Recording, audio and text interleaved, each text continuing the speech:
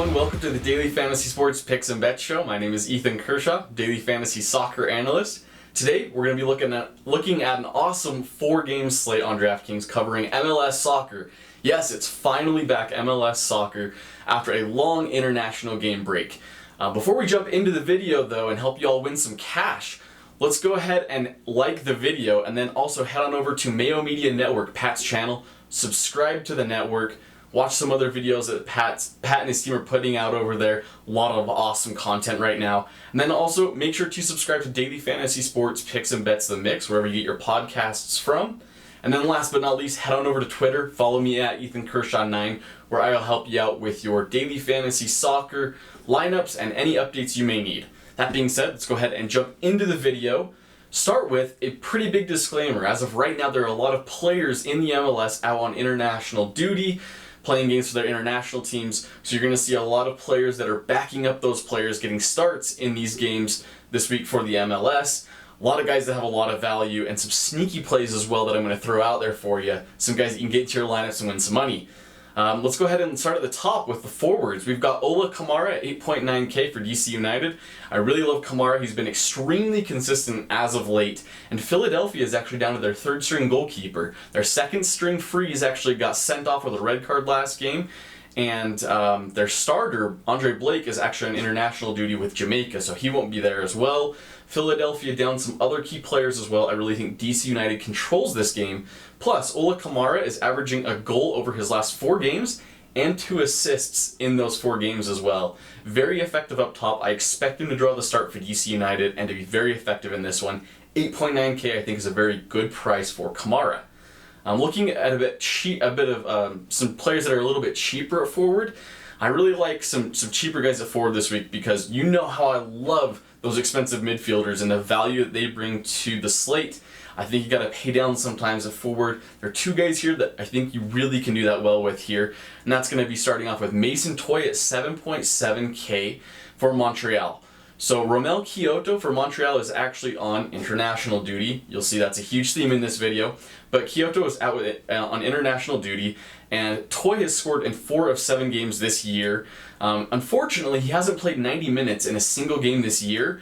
I do expect him to get more playing time than usual just because they're not playing with Kyoto, who is generally starting. But Toye may or may not get subbed off in this game. If he does, I expect it to be later in the game. Then he's also had 3 shots and 2 crosses in the last game that he played. And he also is really the penalty taker for the team when Kyoto is out. With no Kyoto, I think he's got a great chance to possibly score, maybe on a penalty, or even get an assist in this game. Should be playing up top, 7.7K, pretty good value. The next player that we're going to be looking at is actually probably my favorite forward on the slate. It's Tesho Akindele for Orlando City.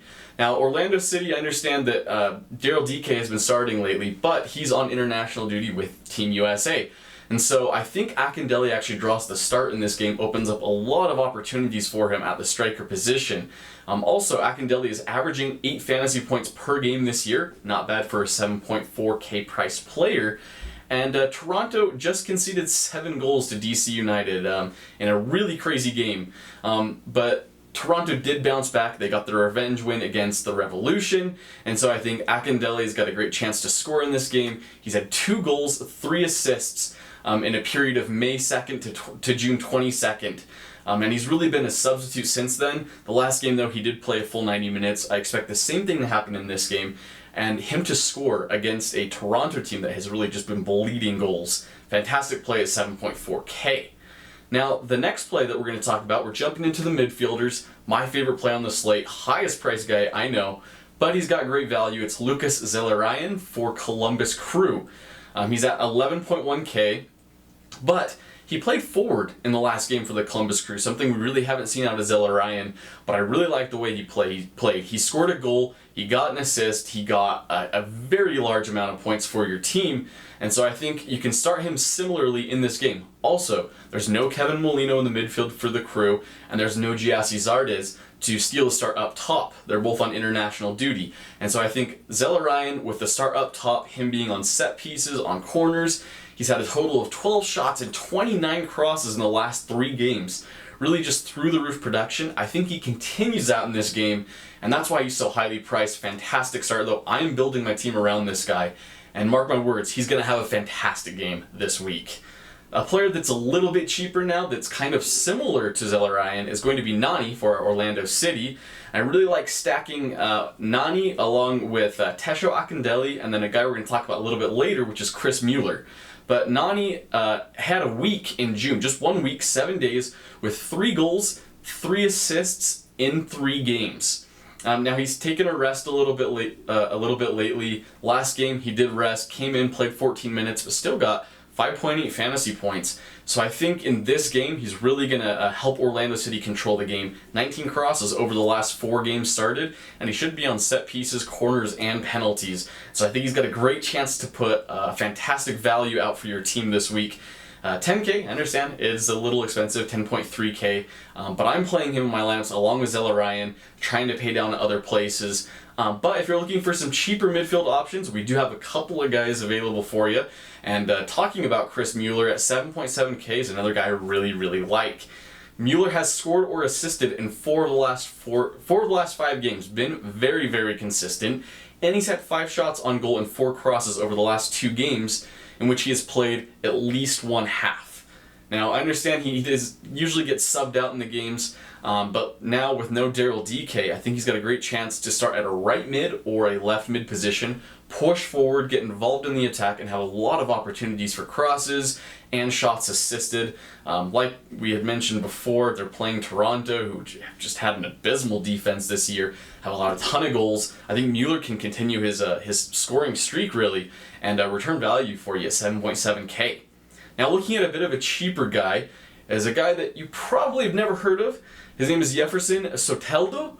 I honestly hadn't heard much about this guy before this video. However, Soteldo did score and assist in the last game. He's also had 10 shots and 31 crosses in games started this year.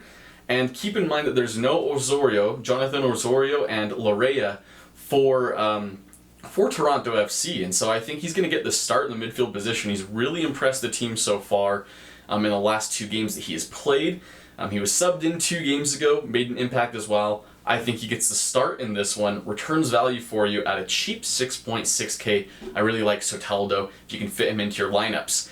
Finally, the last midfielder we'll be looking at today is going to be Alejandro Bedoya. I understand this guy has really not produced a ton for you this season. He's at a pretty cheap price of 4.4K, but keep this in mind. Jamiro Montero did get suspended in the last game for the Philadelphia Union. He will not be available in this game. And like I had mentioned, Philadelphia Union are also going to be without Corey Burke at forward. They're going to be without some key guys and really needing some playmakers here. I think Bedoya has a great chance to get on set pieces, possibly corners as well, maybe even have a chance to take a penalty in this game. Also, in the last 2 games, he has had 2 passes intercepted, and he's had a total of 6 crosses over the last 4 games. Just adding a little bit to the floor of his value, I think really helps. But like I said, he should be on some set pieces in this game. It's just going to add a little more to the value he can provide. Maybe throw him into a utility spot if you're able to. I think he's a cheap midfielder to pivot to if you're in a tough spot. Finally, we're just going to look at one defender. I'm looking at the defenders on this slate. There's not too many guys that I'm really happy with or really excited to play, but I think Edgar Castillo for Cincinnati, the only Cincinnati player that we're going to be looking at today, at 3.8K. Now, it's a pretty cheap price. He did score last game from the left back position and got the start. Keep in mind also Matarrita, who normally plays at the left back position, is not going to be playing in this game. So I think that Castillo gets the start, and he's had 5 crosses in 3 games this year. Not a ton, not a high volume player per se, but I think he'll be involved in the attack. Cincinnati do like to score goals this year and get forward in the attack, and I think that Castillo's going to help them do that. 3.8K. I think he's a great play to just throw in there for your defender spot and then kind of pay down at the other defender spots. Finally, the goalkeeper that we're going to be looking at on this slate is going to be Bill Hamid at 4.3K. Now, I understand he's very cheap. DC United had not had a ton of clean sheets this year, but at 4.3K, Bill Hamid has had a floor of 6 points every game this season. That's right, the lowest amount of points he scored has been 6 points this year. As I mentioned, no Corey Burke, no Jamiro Montero. And before the last 2 games, DC United had 3 shutouts in a row. I think they get back to that ability to keep the shutout in this game, prevent goal scoring. I think Hamid is a big benefactor of that. I think that at 4.3K, he's the best goalkeeper on this slate. And it also helps you fit in some of those more expensive players that we talked about a little earlier. That being said, those are really the picks that we're going to be looking at today for the players that are going to be the best plays for you on this slate for DraftKings. I'm looking at some bets. I actually found some pretty good bets as well on DraftKings Sportsbook. You can find Montreal and Cincinnati at a game parlay for tie and goals, so meaning that both teams score a goal and the game ends in a tie at plus 350. I like that bet, but there are actually 2 bets that I like a little bit more. Looking at the DC United game that we had kind of talked about a little earlier, DC United and Philadelphia. A lot of people are thinking Philadelphia is going to win this game, but I really feel like DC United actually has the advantage. DC United to win to 0 is plus 550, and DC United to win and under 3.5 total goals scored is at plus 360. So if you're maybe feeling a little maybe not as risky, you can play the one that's plus 360, which is the win and under 3.5 total goals. Or, I mean, it's very possible that they win to 0 because, like I had mentioned, Philadelphia is lacking a lot of players in this game. I don't think they're going to have a lot of offensive chances created. And so it's very possible DC United to win to 0 at plus 550 cashes for you. Keep an eye on that one. Quick reminder to drop a like on this video and make sure to subscribe to Mayo Media Network. Also, don't forget to follow me at Ethan Kershaw 9 on Twitter. And also make sure to leave a 5-star review wherever you get your podcasts from on the network. Thank you so much for listening to the video today. Good luck with your contest this week. I hope you all win lots of cash, and I will talk to you later soon. Bye.